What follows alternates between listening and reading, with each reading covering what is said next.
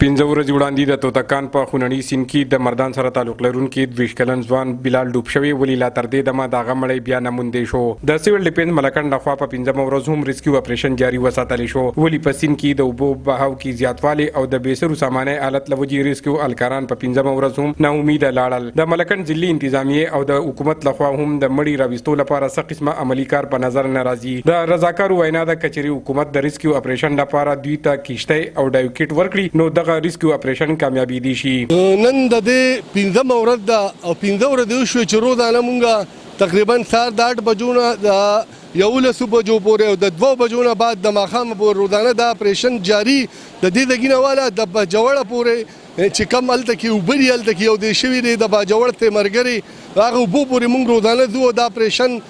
ساتو لګیاو کوي. مشکلات خو ډېر زیات دي ولې د موږ سره نه ډایو کټ شته نه د موږ سره کشته شته خپل مدد د رضاکار ټول لګیاري او د الله د رضا لپاره کار کوي. ډېر زیات رضاکار موجود دي او ښه سویمران را سره موجود دي خو چونکې ډایو کټ نشته نو هغه ډایو کټ د وجې نه چې زموږ اپریشن زموږ نن 15 ورځ ده خو د دغې وجې نه چې زموږ اپریشن ناکامه کیږي. حکومت زموږ سره هیڅ قسمه مدد نه کوي